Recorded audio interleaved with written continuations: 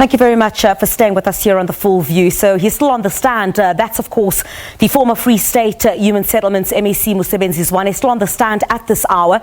Earlier on, he denied that he had a hand in selecting contractors for the R1 billion housing project. So testifying before the State Capture Commission, which is currently underway, Zwane explained how over 300 contractors bid for the project, even though some of them had been disqualified from an earlier disputed open tender process. As Zwane said, he signed off on the understanding that the contractors had been properly verified. A senior investigative journalist at the Sunday Times, Thanduxolo Jika, joins us this evening. A very good evening to you, Thanduxolo. Thanks indeed for your time. So Zwane, in the beginning, really seemed to be struggling to tell the Commission why he brought a list of some disqualified contractors for the tender process and where he got the list from.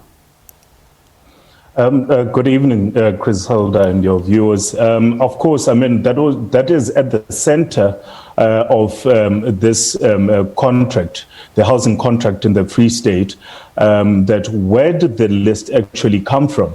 Because it emerged there at the Commission today that, in fact, Mosebenzi Zwane, as the MEC of Human Settlements at the time, had actually taken a list of service providers, contractors that had actually been disqualified from the proper tender processes, and took this list to EXCO to basically approve these contractors, which subsequently happened. But he seemed to really struggle as to why he would, bring a list of contractors when there is a proper tender process that is that was taking place at the time, in line with Public Finance Management Act. Thanduxolo, but remind us once again, previously the HOD had said that Zwane had embarked on an illegal process of making prepayments to these contractors. Remind us of that, and does this essentially say that they were appointing contractors that they favoured? So, Griselda, from what happened today, the former HOD's statement at the Commission in September was sort of being advanced here by the evidence leaders, and Zwane could not get around it. Essentially, what Mokoena had said at the time last month in September is that Mosebenzi Zwane illegally appointed contractors and approved that these contractors get prepayments. And these prepayments happen so often that by October of 2010, 10% of the 1.4 billion contract had actually gone to these contractors, and no work had actually been done at the time. This now raises questions around the fact that why was Zwane so keen at circumventing PFMA and appointing contractors outside, the Public Finance Management Act. And also, it now comes back as well to what Mokoena said at the time, that in fact, he ended up signing a memorandum because he was being, pushed by Zwane to appoint these contractors. And ultimately, the Human Settlement Minister at the time, Thanduxolo, had to even call Mosebenzi Zwane and make him aware that these appointments were actually illegal. Thanduxolo, just take us back once again, because, the former MEC is still on the stand currently. We'll hear much more from him as he continues to testify. But,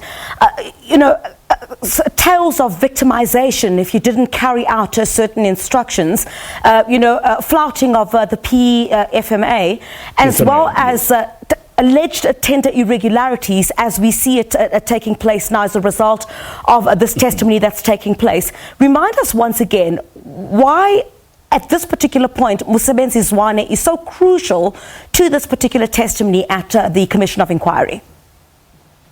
At this juncture, Griselda, we must remember that, I mean, that contract, even auditors that were appointed in the Free State, they found quite a lot of irregularities.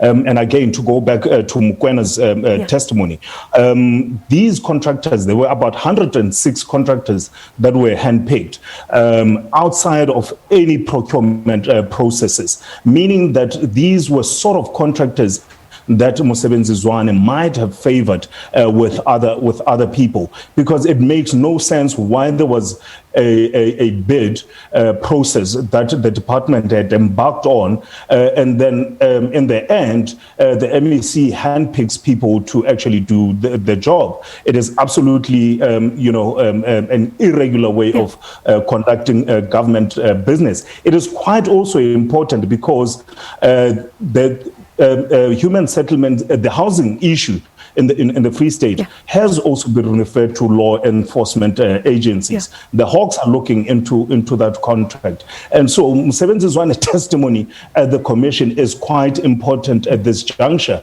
And when you're looking at what he is saying, what he said at the commission today, he's trying by all means not to get himself into a situation where he commits himself into a certain version.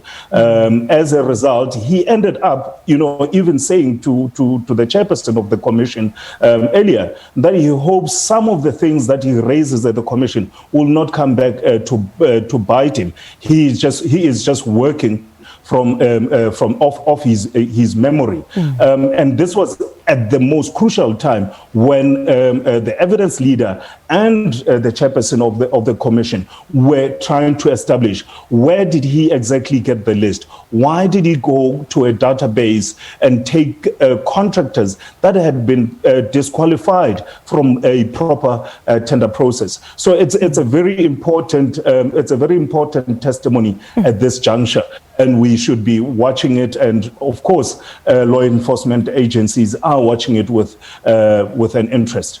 Absolutely, as the former MEC in the Free State is still currently on the stand testifying at the Commission of Inquiry into State Capture. Thank you very much indeed, Senior Investigative Journalist at the Sunday Times, Thanduxolo Jika.